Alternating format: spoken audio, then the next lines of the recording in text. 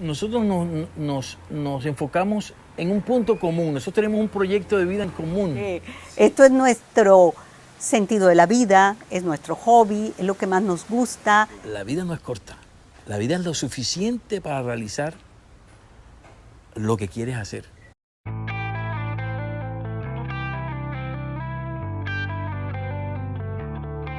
Porque todas las personas tenemos algo que contar. Experiencias que compartir. E historias que narrar.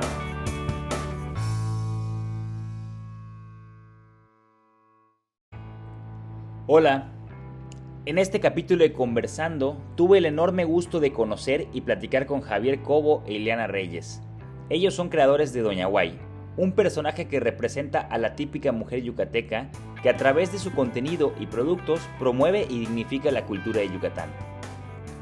La Casa de Doña Guay es una tienda donde podrás encontrar libros, hamacas, artesanías y otros productos que te ayudarán a conocer y entender por qué Yucatán es tan particular. Javier e Ileana me compartieron cómo lograron crear y desarrollar de manera creativa un proyecto de difusión cultural y poder vivir de ello. Proyecto al que, por cierto, después se sumaron sus hijas y hoy en día Doña Guay es un gran ejemplo de empresa familiar. También platicamos sobre cómo las personas utilizamos nuestro tiempo, en qué momentos podemos sentir que la vida es corta y qué podemos hacer para tener el tiempo suficiente de realizar nuestros sueños. Te invito a escuchar este episodio completo, ya que estoy seguro de que disfrutarás esta conversación tanto como yo lo hice. Hola a todas y todos. El día de hoy estamos aquí en un episodio más de Conversando con nuestros invitados Javier Cobo e Ileana Reyes. Ellos son los creadores del personaje yucateco Doña Guay. Hola Jorge, hola a tu público, muchísimo gusto de estar aquí contigo y con ellos. Gracias, encantado. Muchas gracias, bienvenidos. Gracias. Pues gracias por venir, ¿no? Gracias de verdad por venir. Ayer tuve la oportunidad de pasar a la tienda. Yo les conocí, me encantó. Yo conocí a la tienda cuando estaba enfrente de la pizzería. Ajá, sí. En la 64 por 55. Ándale. Y pues ayer, y siempre pasaba por ahí. Antes ese lugar había un bar, ¿no? Sí, se llamaba Cara Negra, en donde estamos. Entonces ahora ahí es la casa de Doña Guay. Yo desde hace tiempo pues ubico a ciertos proyectos. Si no, hubiera traído unos libros que tengo muy antiguos de autobiografías de Freud, de Da Vinci, etcétera, etcétera. Sí, y de hecho cuando estábamos en el primer año hicimos metodología de la investigación, una investigación, y yo recuerdo que cité a Freud de uno de tus libros en mi trabajo, y me acuerdo que se lo mostré a Irene. Qué bueno, porque me costó un trabajo. Entender Yo creo que yo hice esos libros para entender las cosas, ¿verdad? ¿Cómo iniciaste entonces el hecho de las biografías? De las biografías. Fue tu primer proyecto. Eres arquitecto, ¿no? Sí, yo soy arquitecto y soy especializado en restauración de monumentos antiguos. Suena así como... pero a mí me gusta hacer muñequitos. Entonces, yo empecé a hacer... yo cuando terminé arquitectura me vine a estudiar pintura a México. Yo estudié en la Escuela de Bellas Artes La Esmeralda. Y en ese tiempo, pues, entré a La Esmeralda y como a los 3 años,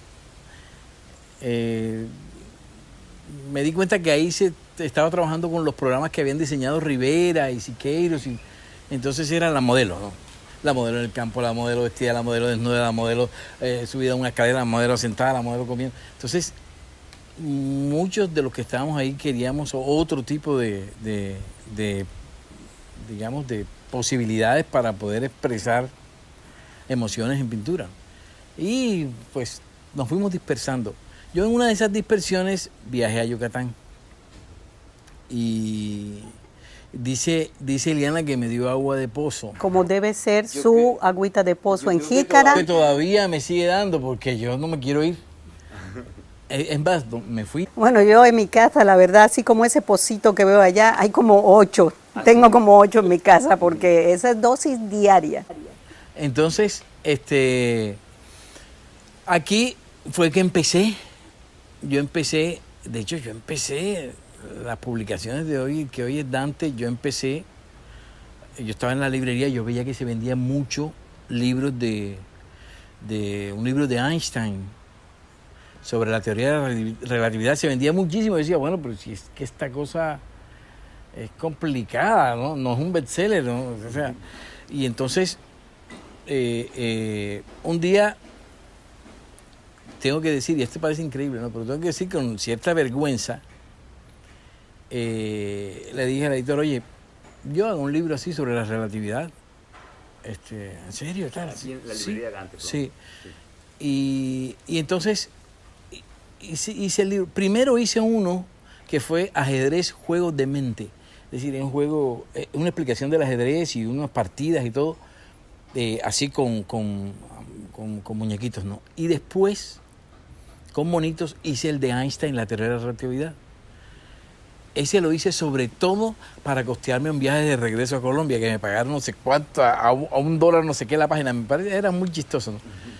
Pero yo, en realidad, yo pensaba que estaba cometiendo una gran traición con el arte, ¿no? Porque yo había venido a estudiar pintura, ¿cómo era que iba a terminar haciendo muñequitos?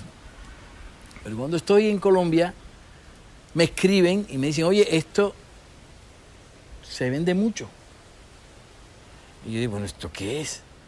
Y entonces me metí un poco de lleno ya a entender lo que era el cómic de difusión cultural y en fin. Y bueno, tuve una historia, conocí mucha gente y tal. La influencia de Ríos no en ese momento. Y exacto, y empecé a trabajar ya en serio en unas biografías. Hice Freud, que ese lo mandé de Colombia. Pero ya en Colombia Ya conocían los libros. empezaron a ver el material y entonces me llamaron de algunas editoriales y me ofrecieron algo que ojalá lo ofrecieran a alguien en su vida en algún momento, que es que te dijeron, mira, tú produce y nosotros te pagamos mensualmente un dinero. Tú lo único que tienes que hacer es producir 2 libros cada 4 meses. No, 2 libros al año. No, al año no. 2 libros cada 3 meses. Y entonces yo empecé a trabajar, y yo tranquilo, yo trabajaba en mi casa en pijama, hice Freud, después metí Mozart, Beethoven, Mozart, Manon Tropo, Beethoven para sordos, Gandhi en ayunas, Van Gogh para esquizoides. Yo empecé a trabajar y estaba feliz. La verdad es que yo pensé que la vida sería así. Esto no tiene ningún problema, o sea, bendita la vida, ¿no? Y así salieron 12 biografías. Y lo increíble era que eso se iba vendiendo. Cuando nos fuimos a Feria del Libro Argentina, un montón de partes, en una época donde todavía no había el ebook ni nada de eso, sino que era que te conocían y te llamaban de las partes de otros países y no sé qué. Y fue muy bonito, la verdad, fue una experiencia muy bonita. Entonces, por eso es que me parece que esto nace de una traición al gran arte, ¿no? Hoy por hoy he regresado a mis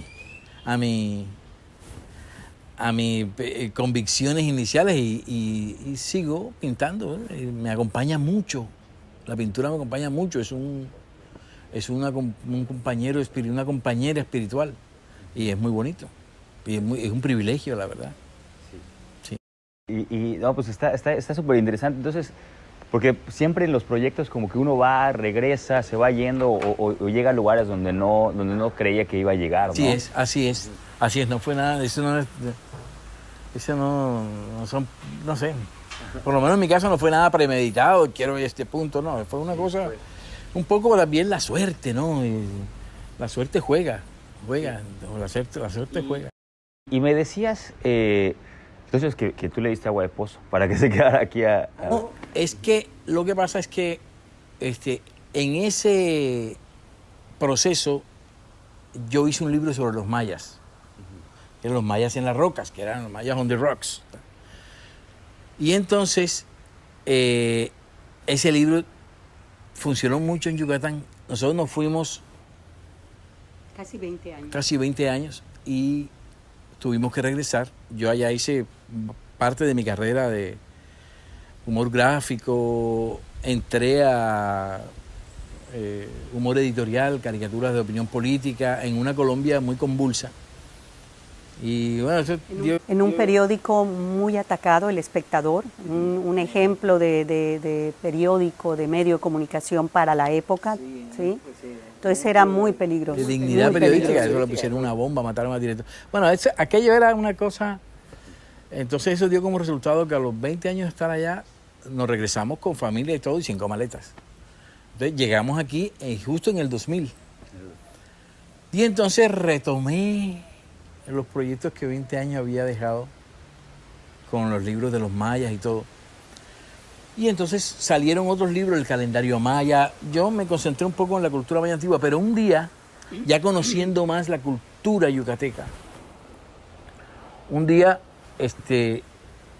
íbamos con Ileana a los pueblos y conocíamos mucho Yucatán, y ya cuando tú llegas a un sitio con la perspectiva de que vas a vivir ahí, o sea, no es lo mismo llegar a un sitio a los 20, a los 25, que llegar a los 40, 45, porque las expectativas son otras, tienes hijos, es decir, dejas un lugar, es decir, tienes una percepción de que ese va a ser tu hogar.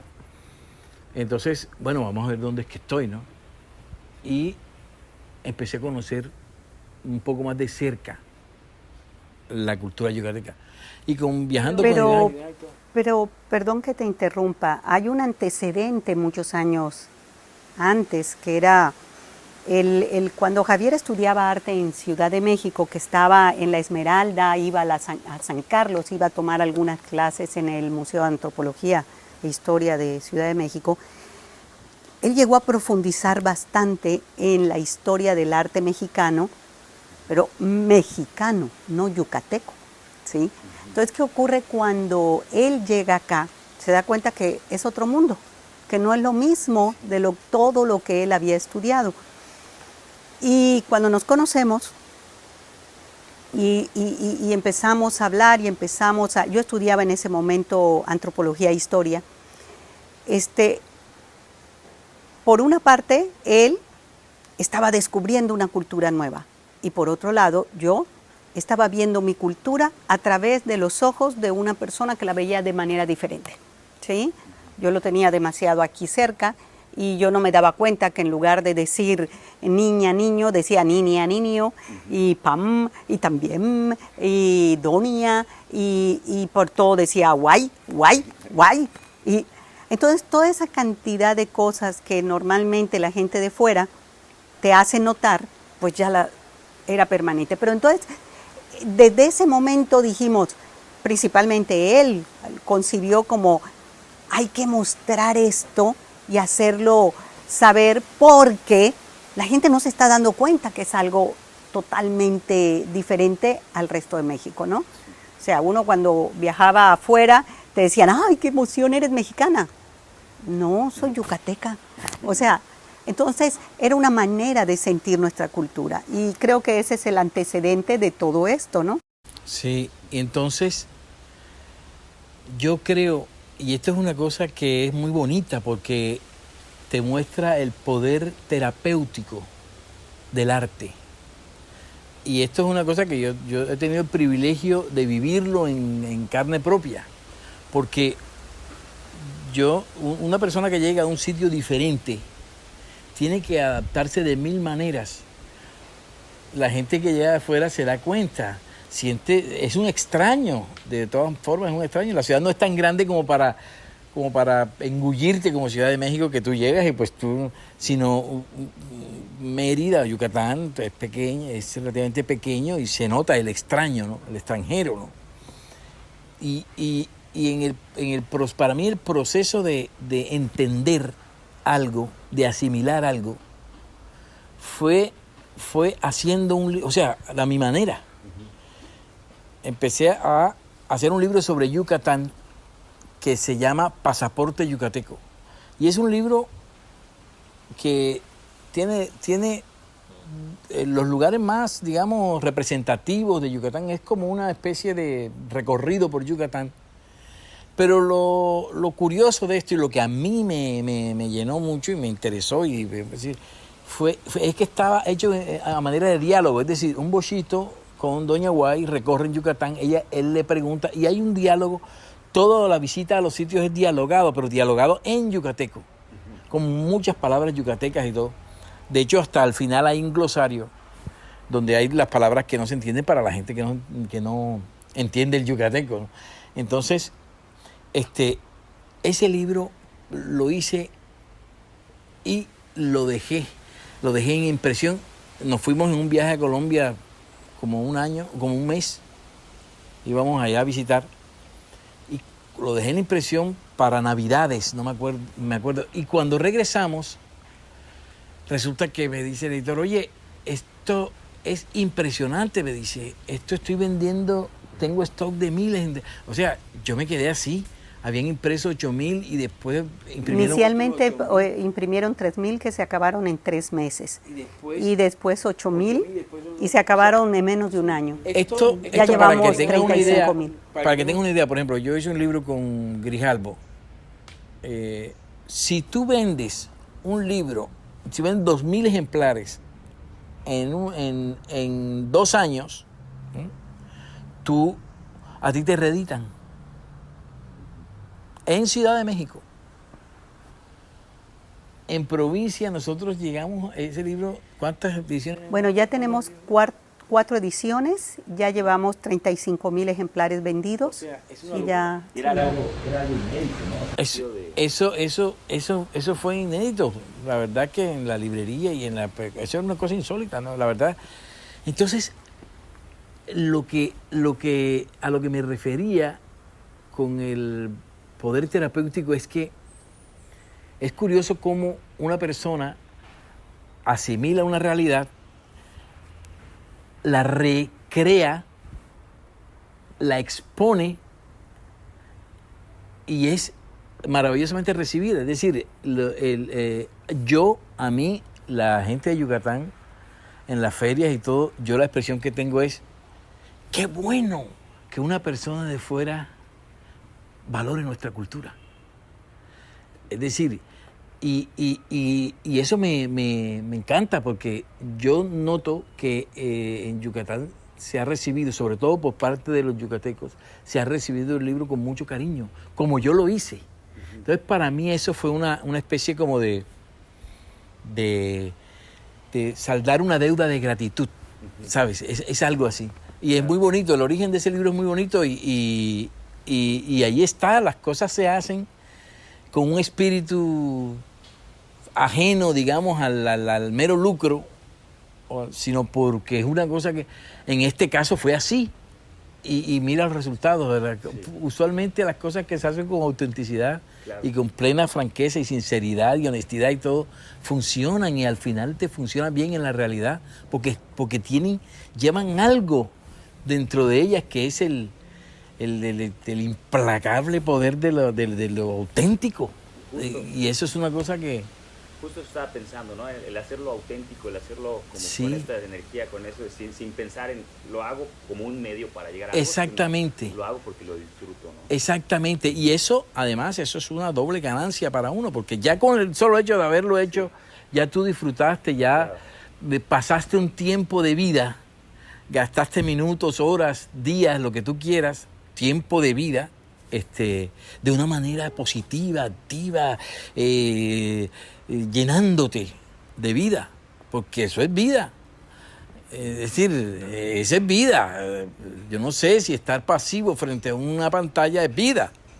Es otro tipo de vida, ¿no? Pero a lo mejor se te hace corta.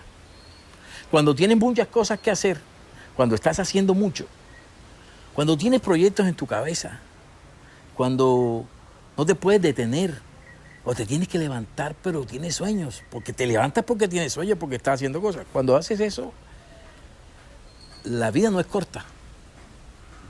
La vida no es corta. La vida es lo suficiente para realizar lo que quieres hacer. Pero están ahí, los minutos están ahí, todos los usamos. Depende cómo lo usas. Yo siento que muchas personas se quejan de la brevedad de la vida. Y visto así de lejos, dice, bueno, sí es breve, dice, si lo ves así. Pero es que empieza a contar los tiempos que recorriste la ciudad por tus compromisos de negocio, los tiempos que perdiste, en los miles de tiempos, las migajas que vas dejando de tiempo que no usas. Sí. Y entonces te das cuenta que es que más de la mitad lo dejaste tirado en el camino. Entonces dices, claro, es corta, no me alcanzó tiempo para lo que yo quería. Tienes que tener algo que hacer para que la vida realmente no te resulte corta. Eso es lo que pensamos nosotros. Yo lo procuro tener mucho, esto me encanta. De hecho, tengo un reloj de arena, justamente trazado por eso, ¿no? Claro, es así. Sí, y yo tengo muy presente que el único recurso que tenemos es el tiempo, ¿no? O sea, los demás, porque lo intercambiamos, ¿no? O sea, las horas que trabajo cada uno. Intercambiamos, esa es la expresión, lo intercambiamos. Intercambiamos el tiempo. Y yo creo que la vida es bella, es hermosa y hay que usarla y hay que dispararse. Y esto no es solo para la gente mayor, ¿eh? Yo creo que mientras más joven uno se dé cuenta de esto es mejor. Sí. Porque te dando cuenta, esto no tiene que generar angustia ni nada, esto tiene que generar es la conciencia de que estás inmerso en un flujo ahí que no entendemos, pero que podemos. O sea, este es un valor que no comprendes, pero lo puedes usar. ¿Me explico? No comprendes el tiempo, pero tienes la posibilidad de usarlo. Sí.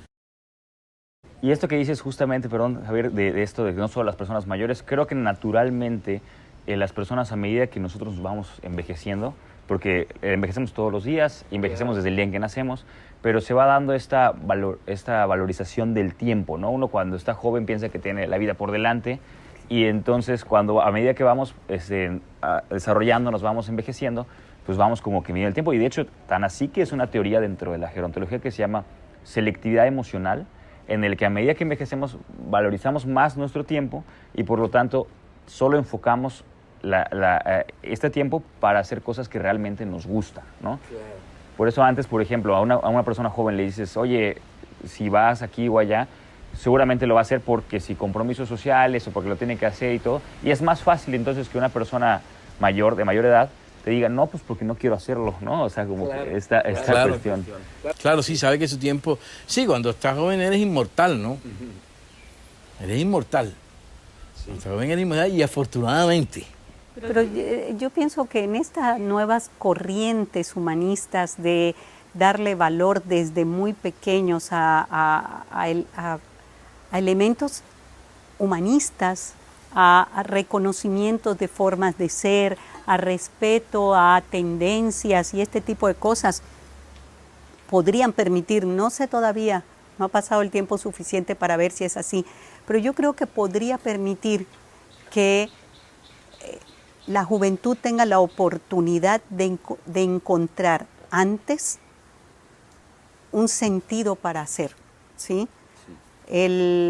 Normalmente antes estábamos tan programados, pero tan programados, tiene que ser así, así, así, así, porque tú tienes que llegar a esto, y el único camino para obtener es una programación que teníamos. Ahorita, creo yo, lo veo con los jóvenes, existe una mayor posibilidad de decidir por sí mismo. No porque te den más oportunidades, sino porque te dieron más herramientas para hacerlo, ¿sí? Estamos hablando de la parte emocional, de tu interior individual. En algunos estratos, desafortunadamente todavía es así, la educación va más dirigida a ser autónomo, a pensar por ti mismo, a decidir, a tener opciones, a saber que puedes hacer esto o esto y no tiene que ser exclusivamente lo que se te ordene, a aprender a decir no, a aprender a decir sí. Todos son elementos que de alguna manera construyen el interior de una persona de forma diferente.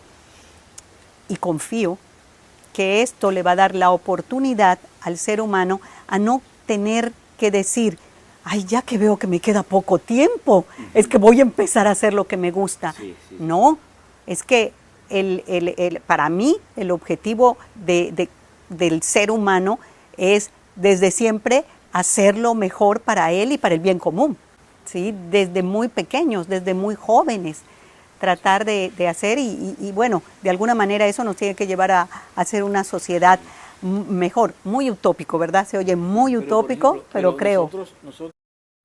Nosotros, dentro de toda esta cosa, tratamos o hemos tratado de encontrar una fórmula para porque es que tienes que sobrevivir, tienes que generar dinero, en esta sociedad tienes que generar dinero para sobrevivir. Son dos vidas paralelas. Como decía Aquino, no quiere decir cómo es la cosa, vivir para trabajar o trabajar para vivir, no. Tienes que generar, entonces tienes que buscarte una manera en la que generarlo sea algo que te llene, de una u otra forma, sea algo que te llene. Bueno, pues nosotros tratamos de encontrar la manera. Por ejemplo, nosotros, después de que pasa el huracán de los hijos, ¿no? Esto es una cosa... Bueno, hay que reconocer que desde jóvenes siempre le esquivamos a Sí. al empleo, a la formalidad, siempre intentamos... Sin dejar de trabajar, o sea, se refiere al empleo... formal, ¿no? Sí, De ir a la oficina. claro. Sí, nos tocó hacerlo en muchos momentos de nuestra vida, pero siempre como así, como que le hacíamos a un ladito, ¿no? Convencional, ¿no? Sí, y después de que libras tu responsabilidad, es decir, los hijos tienen que ir a escuelas, tienen que crecer, tienen que irse, es que tienen que irse. O sea, tú lo que tienes que hacer es darle alas. Cuando se van, hablan de que del nido vacío, y nosotros el nido vacío, qué bueno que se quedó el nido vacío. Entonces empezamos todo un proyecto, y esto es importante porque nosotros sin premeditarlo, es decir, todas estas cosas han surgido así como consecuencia de... Nosotros nos enfocamos en un punto común, nosotros tenemos un proyecto de vida en común que no tiene que ser así. A nosotros nos ha surgido así, pero no tiene que ser así. Pero el hecho primero, de tener una pareja con la que te entiendas, con la que, es decir... Con la que puedas hacer cosas. Y esto desde joven, cuando tú tienes una pareja que ya, un lugar donde puede, un hombro donde recostarte, es decir, cuando tienes ya una pareja, hay una cantidad de tiempo, ese dictador del que hablábamos, que tú logras ya aprovechar, porque pierdes mucho tiempo tratando de que tus emociones compaginen con otras emociones, o con otras, no sé, según el caso, pero que llegues a un punto de reposo donde puedas entonces darle libre cauce a tu energía creativa, cualquiera que ésta sea, no tiene que ser arte. El arte está en todas partes, el arte es la vida. Sí. Entonces, tú eso lo tienes que resolver. El problema de la pareja hay que resolverlo.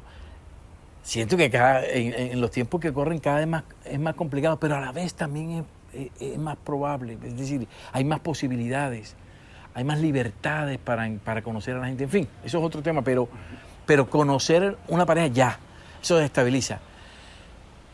Si tienes suerte, libras la vida compartiéndola con ella. Se van los hijos y tal, y de pronto se van los hijos y tú te miras a tu pareja y dices, bueno, ¿dónde fue que nos quedamos nosotros? Porque nosotros estábamos, antes de tener 3 hijos, estábamos en un viaje de amor, de pasión, de descubrimiento, que de pronto, porque esto te sucede como a los 25 años, 20, entonces tú estabas en un viaje, ¿no? Y de pronto, pum, pum, llegan los hijos, toda esta cosa se rompe, porque tú te vuelves a otro, es otro tu mirada, tus hijos están ahí, están creciendo, ya una responsabilidad, etcétera. Cuando todo esto pasa, tú te miras y dices, bueno, ¿dónde estábamos? Y resulta que si tú logras que te diga, oye, estábamos aquí, vamos a seguir. Y si logras seguir, es una maravilla. Entonces te ganaste la lotería. Algo así nos pasó a nosotros. Y entonces, retomamos todo. Yo recuerdo que era como el año 2008 o una cosa así, y empezaba a salir Facebook, y entonces yo empecé a ser un personaje, ¿no? Yucateco. A raíz de toda esta cosa que te digo, que estaba yo conociendo Yucatán y todo, Y este personaje surge en Facebook y es una cosa que empieza a tener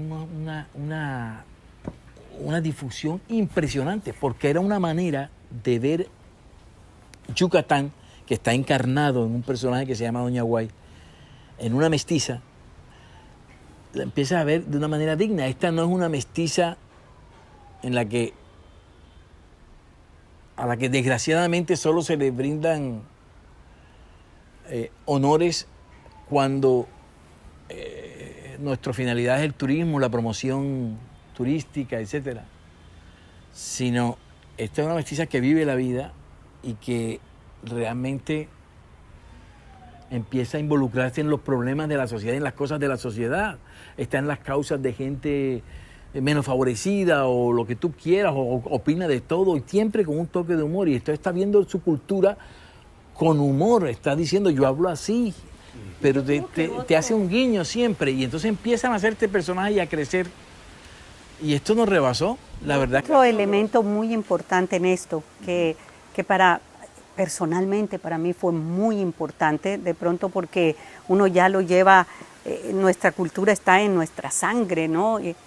Era el elemento de decir, la mujer mestiza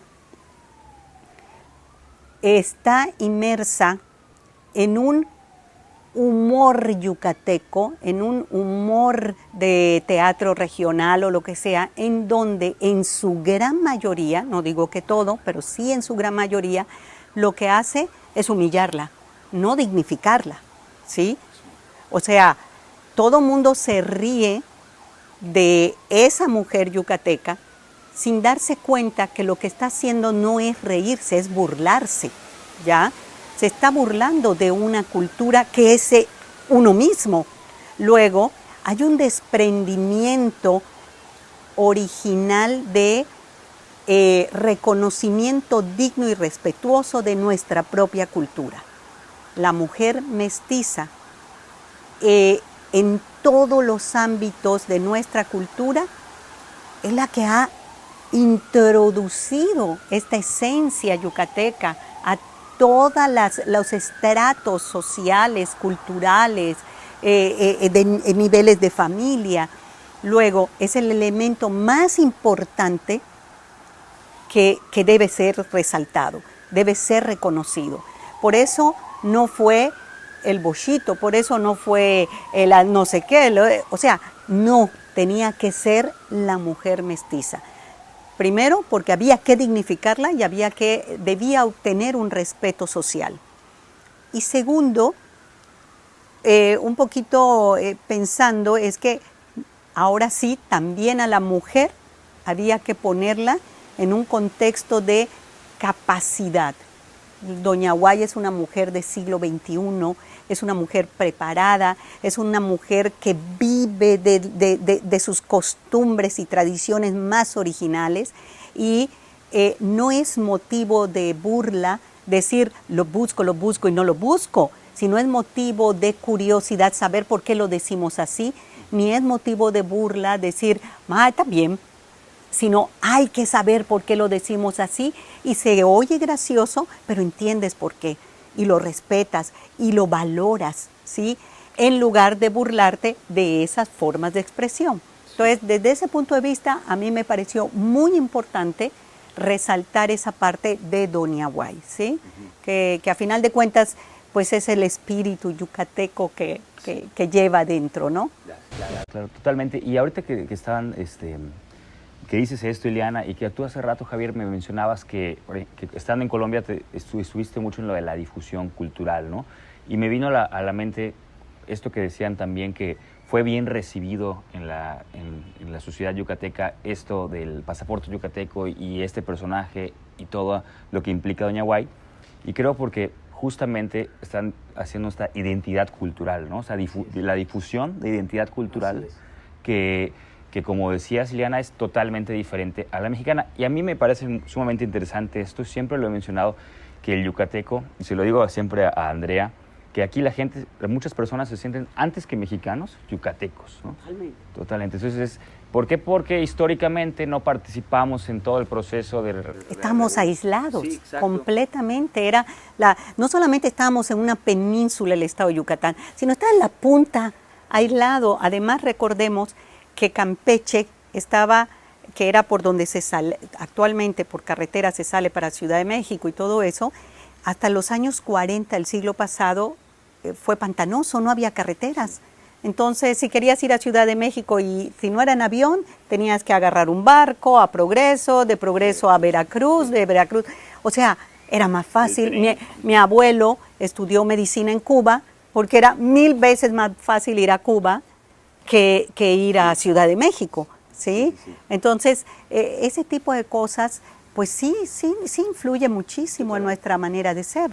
A Cuba, Miami, ¿verdad? Exacto, era mucho más De fácil. todas maneras, yo siento que la cultura yucateca es tan propia, tan particular, tan fuerte en ese sentido, que no hay que preocuparse. Ahora está viniendo mucha gente a Yucatán, mucho más que hace 10 años, es decir, Mucho más. ahora se ven edificios en Yucatán. O sea, En Mérida. en Mérida se ven edificios, aquí nadie quería subir en un Sí, yo edificio. recuerdo que... Me mareo 2 pisos, ¿no? Exacto, o sea, Yucateco todo es plano, ¿no? Y digo, la mayor altura son los cerros de Muna, ¿no? Pero creo que la cultura es tan fuerte que no importa, puede asimilar otras cosas y no pasa nada. Y además, nosotros estamos sintiendo que la gente está empezando a reconocer que aquí hay todo un bagaje cultural y, si tú quieres, turístico, increíble. Es decir, que la gastronomía es tremenda. Los bailes regionales y la cultura regional, los trajes preciosos, la manera de hablar, pues un encanto.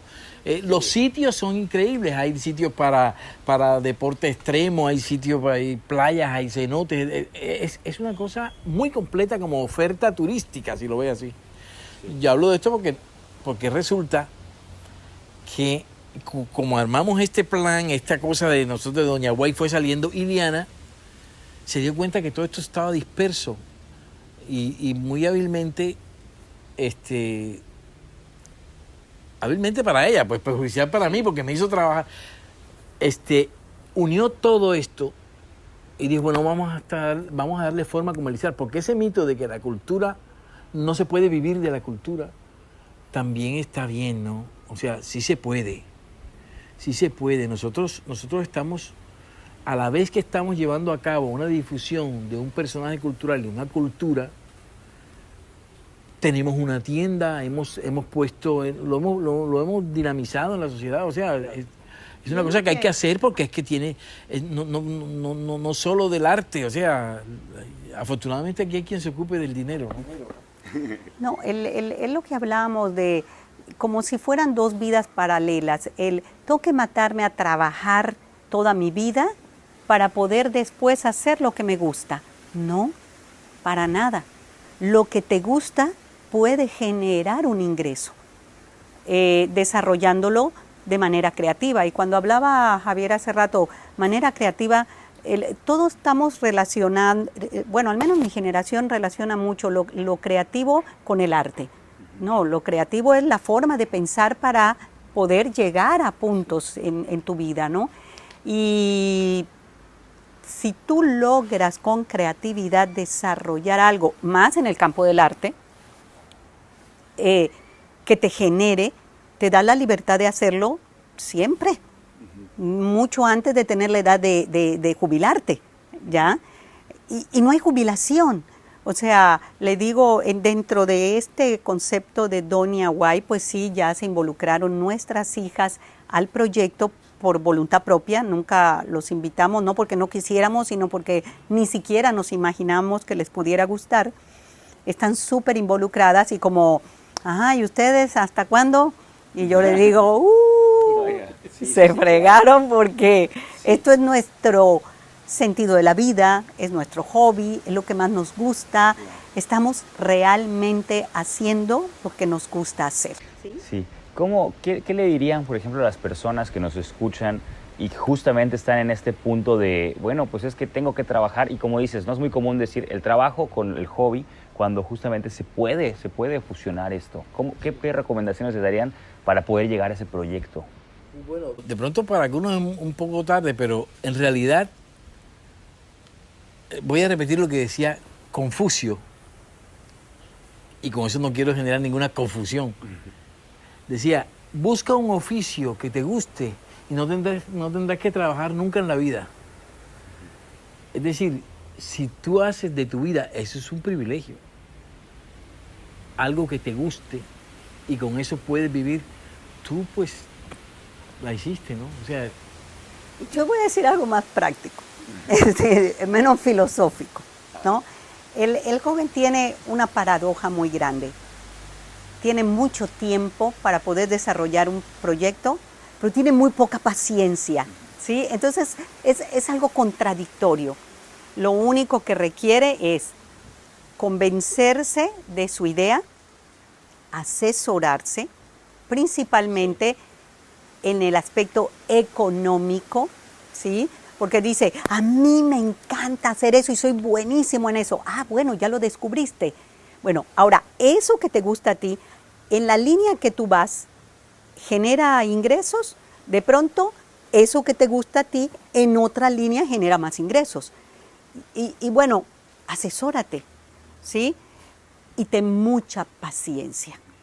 Aprovecha la juventud porque tienes el tiempo de tener razón, cometer errores, regarla, meter la pata, volver a empezar. Tienes tiempo. No, pero yo necesito dinero. Ah, bueno, si necesitas dinero, empléate medio tiempo y desarrolla tu proyecto. Tienes tiempo, ¿sí? Ah, pero ya tengo hijos, no sé qué, no sé cuánto. Ah, si lo que tú quieres es salir a comer todos los fines de semana, tener un carro último modelo, llevar ropa de marca, pues sí, definitivamente el vivir de lo que tú quieres, pues no es, porque por encima de eso hay otras necesidades que para ti en este momento son más importantes. Entonces ve por esas necesidades. Entonces, el camino no es solo el camino de descubrir. Para mí es más importante porque ya lo descubriste, entonces enfócate en el camino de que te reditúe. Cuando tú ya empiezas a tener ingresos económicos de lo que tú haces, ya tienes la libertad, ¿sí? Aunque ahora en redes habla mucho de, yo dije que estaba empleado y que esclavizado, y ahora que soy independiente estoy más esclavizado. Esos son paradigmas, cada persona es un mundo y no podemos generalizar para nada. Lo que sí podemos decir es, hay principios universales que tenemos que desarrollar para lograr objetivos. Uno, por supuesto, es la perseverancia.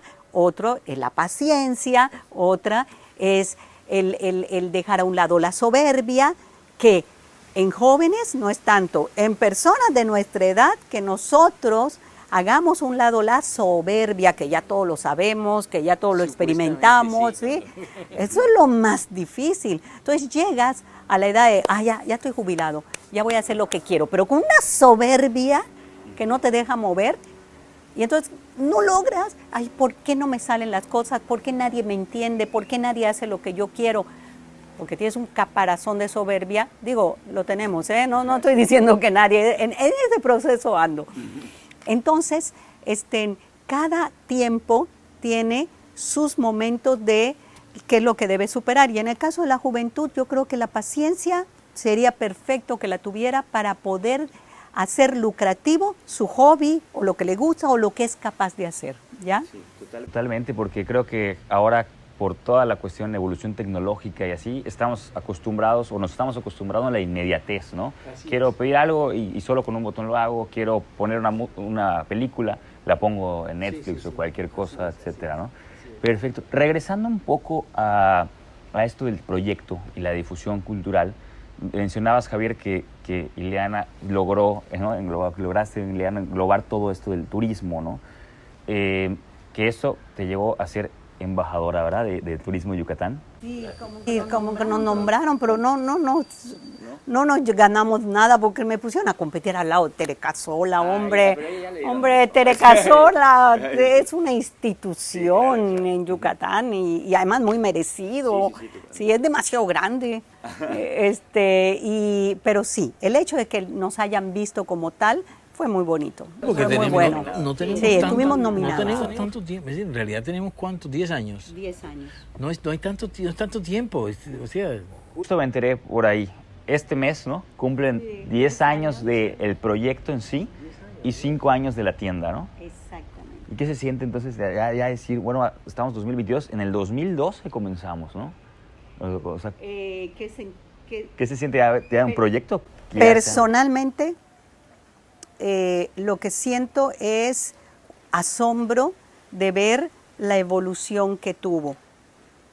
Fue así textual, vamos a hacer una revista donde podamos divulgar todo lo yucateco, no sé qué, no sé cuánto, y porrearte, ser todo un fracaso, y de pronto un hijo te dice, mamá, pero han creado una marca, han creado un personaje, ¿creamos qué? ¿Cómo? ¿Cuándo? Y de pronto darnos cuenta que de un Facebook de 300 personas pasamos a un Facebook de 20,000, 30,000, 40,000 personas, 2 personas ya casi a los 60 años, como que tiene algo. ¿Y por qué dije asombro? Porque de esa primera etapa en donde lográbamos muchas cosas, Javier y yo, casi que sin entender cómo, porque además era en el mundo digital, y pues nuestra generación no era la del mundo digital, pasamos ahora a un momento en donde tenemos un equipo de personas jóvenes, nuestras hijas, que nos permitieron muchísimas cosas, agarrar muchos corajes, pelear mucho, pero ya en el paso del tiempo, crecer, sobre todo crecer. Nunca me imaginé que esta visión de ellas, de estas personas jóvenes que quieren mucho el proyecto, que nos quieren mucho a nosotros y todo, hicieran de él algo tan beneficioso, ¿sí? Pasamos de la pasión tan grande a la organización efectiva, ¿ya? Y que nos ha permitido, pues, crecer. Nos ha permitido subsistir en la pandemia, nos ha permitido vivir exclusivamente de este proyecto. Javier y yo, son 10 familias las que vivimos totalmente, 10 familias se viven de este proyecto y que vamos por más, ¿ya? Y hay otra parte, nada más para concluir, que me parece muy importante, y es que se unieron, y acá sí de verdad se unieron 2 aspectos complementarios. Por eso menciono mucho que se asesore los jóvenes o las personas, cualquiera, ¿no? La parte altísimamente creativa e intelectual con la parte de negocios, no financiera, porque tengo personas que me ayudan más en esa parte financiera, pero la pasión por hacer negocios, ¿sí?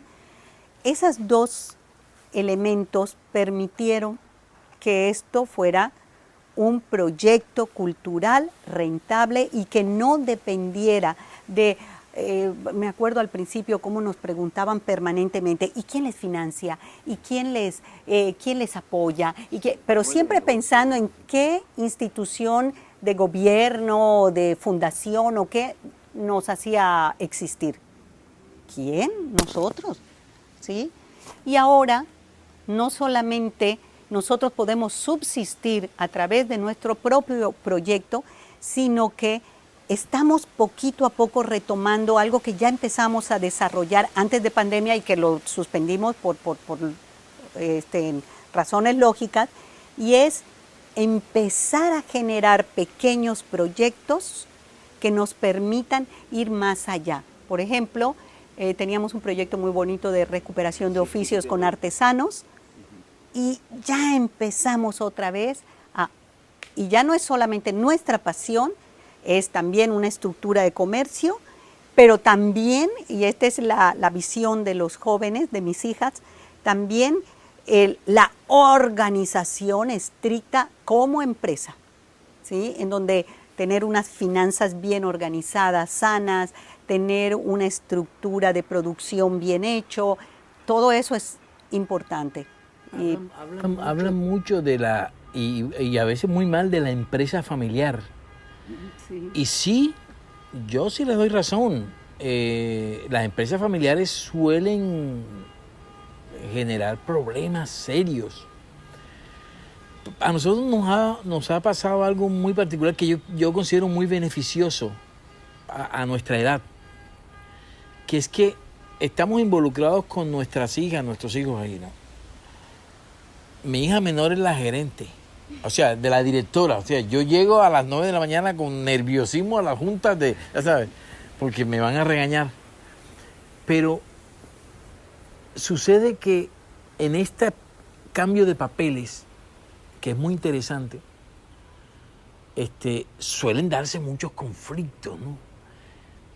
Y es lógico que surjan, pero si cuando las cosas se distienden te das cuenta de que lo que se te está presentando de frente es una oportunidad de cambiar y de modificar tus estructuras ya anquilosadas por el tiempo y decir, oye, ¿sabes qué?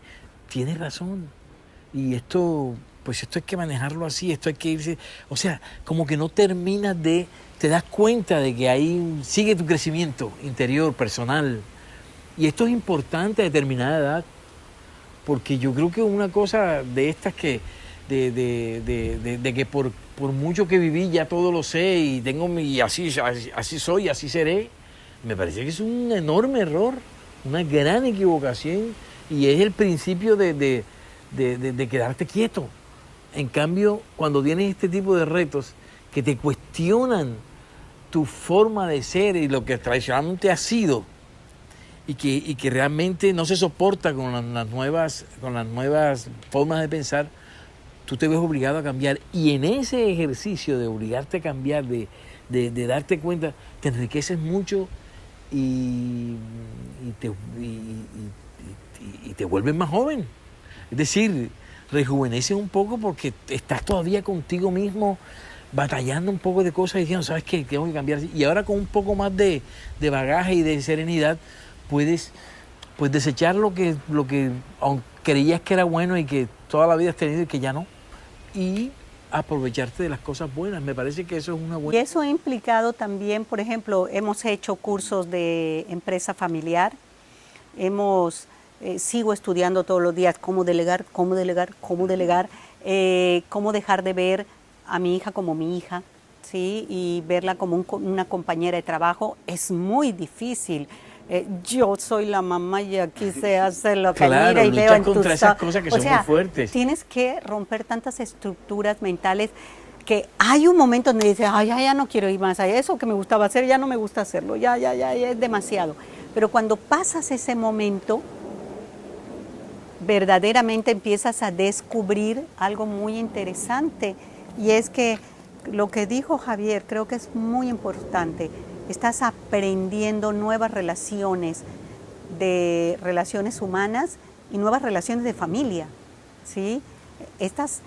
Uno con tanta facilidad dice, yo respeto, respéteme a mí. El concepto de respeto lo maneja uno así, tan fácilmente, pero este tipo de cosas, al menos a mí personalmente o a Javier y a mí, nos ha tocado ver que no hay tal cosa. O sea, muchas veces no respetamos porque ya creemos, partimos de la base de que tenemos razón por nuestra edad, por nuestra experiencia, porque lo hemos vivido, porque entonces no estoy respetando ni siquiera la posibilidad que el otro cometa un error, porque yo ya lo sé todo, ya para qué vas a experimentar tú, ¿no?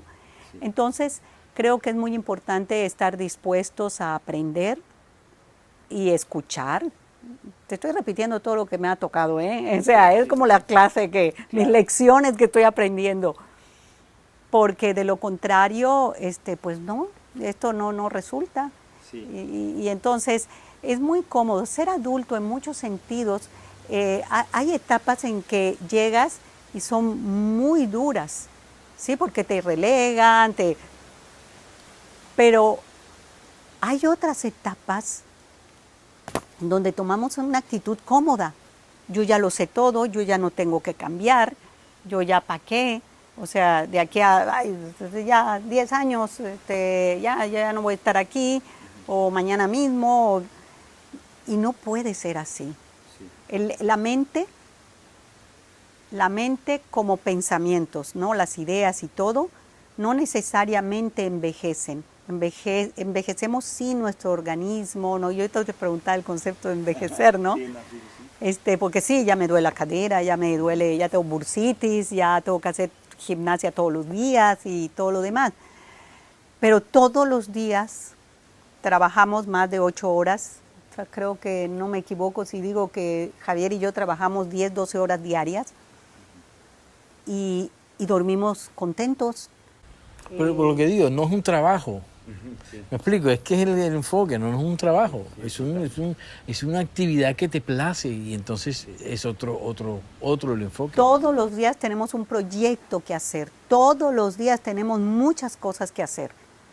Afortunadamente la organización de nuestras hijas nos permite no desviarnos, porque eso sí, Javier y yo vamos por la vida haciendo y deshaciendo, y ellas pues sí nos han encauzado bastante. Y nos permiten, y es lo que decía Javier, de llegar a las juntas así medio nerviosos, porque Javi, se nos olvidó tal cosa y no hicimos tal otra, pero ya también es parte para que este proyecto sea exitoso y podamos vivir de él, pues también tenemos que hacer ese esfuerzo, ¿no? Sí. No es solamente la vida es loca y sí, no puede ser así. Justo. Y esto, ya para ir finalizando, me gustaría terminar con dos preguntitas. Que justo ahorita que mencionaban esto de los cursos, sí lo vi, el capítulo del Instituto Yucateco de Emprendedores, ¿no? Donde sales ahí con Irene, ¿no? Respecto a las empresas familiares, ¿no? Y las empresas familiares, ¿qué implican? Justamente estas relaciones intergeneracionales, es decir, la convivencia de personas de diferentes generaciones que involucra diferentes esquemas mentales, diferentes tipos de opiniones, diferentes estructuras de pensamiento, y que en muchas ocasiones la gente puede pensar que eso puede ser difícil o problemático, pero la realidad es que es totalmente enriquecedor esto. ¿Cómo han lidiado, cómo creen que ha aportado? Ya habían como que mencionado de pasadita, pero me gustaría que si pueden mencionar qué es lo que consideran que estas relaciones intergeneracionales ha traído beneficio, si les se fue difícil en un principio o cómo se fueron acoplando a eso.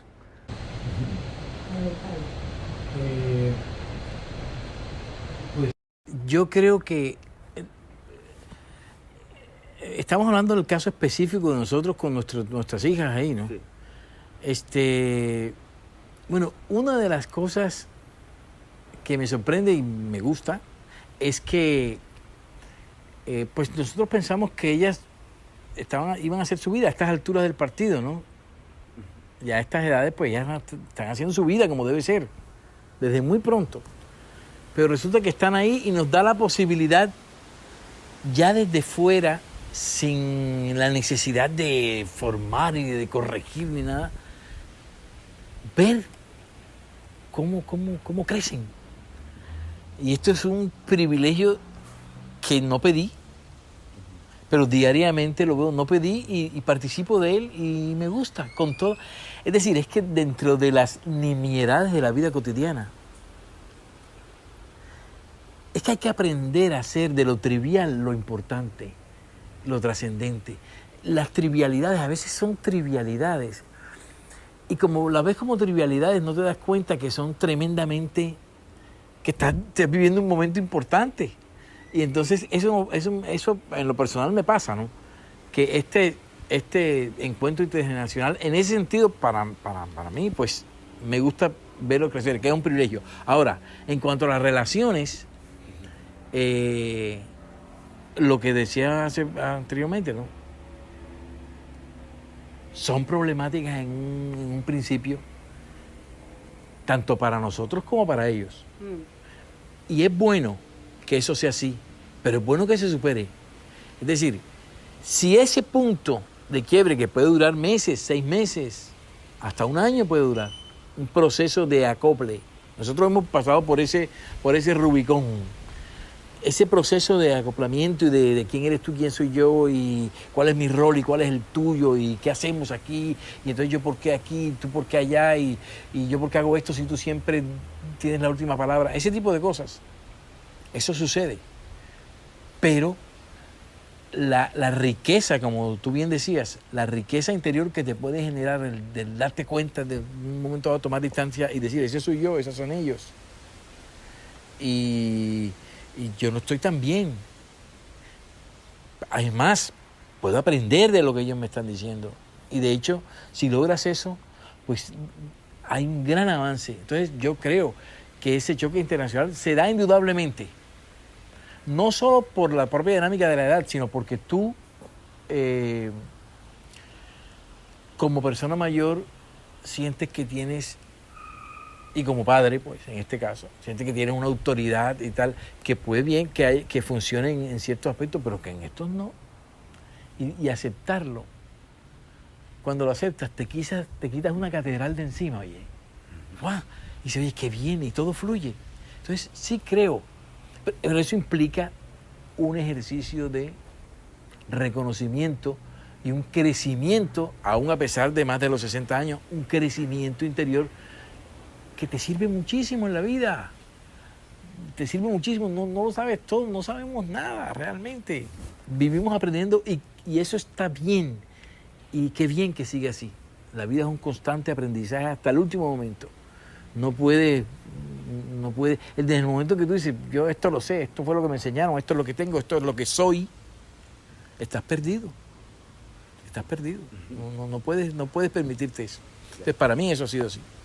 Y entonces veo que ambos mencionan todo lo que han aprendido durante este proceso, ¿no? Como decías, Liliana, de dejar la soberbia a un lado, aprender a tener esta mayor flexibilidad de los esquemas mentales, esta perspectiva diferente que van asumiendo.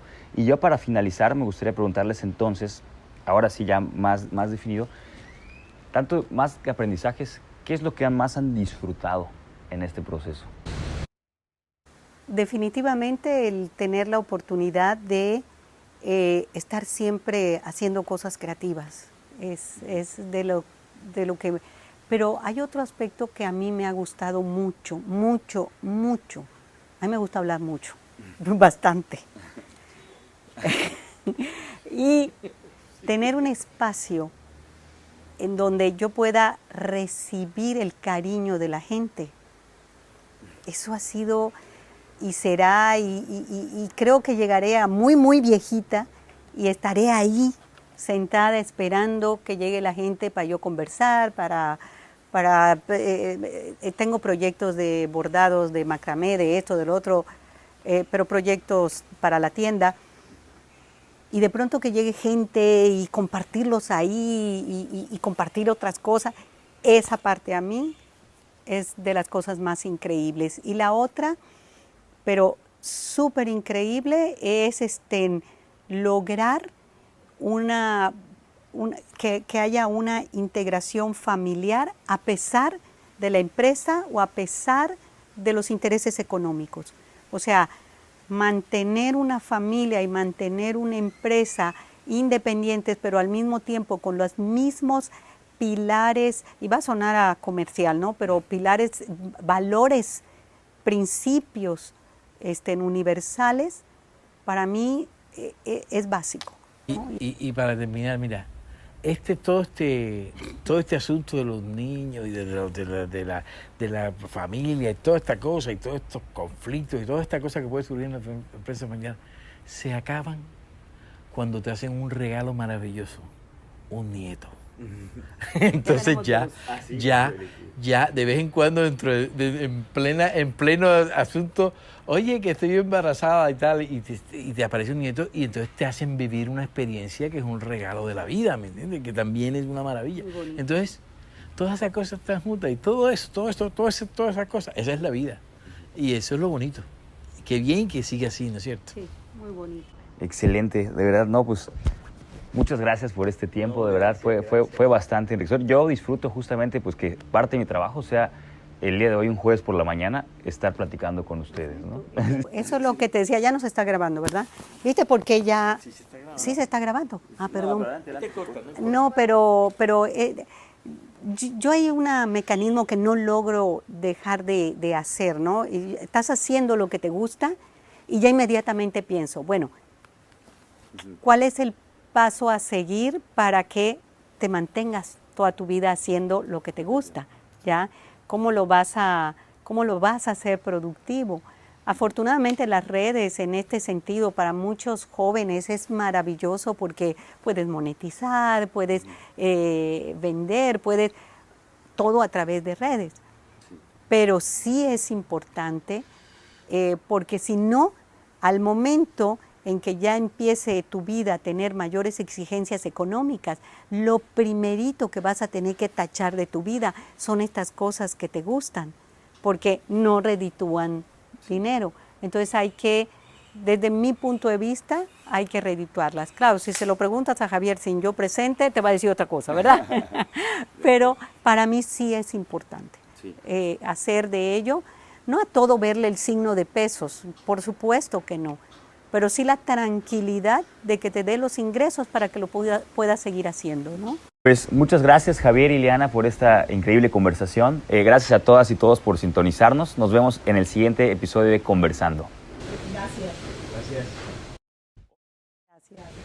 Ahora, ¿viste por qué él debía llevar el micrófono? Dicen que yo hablo mucho, pero...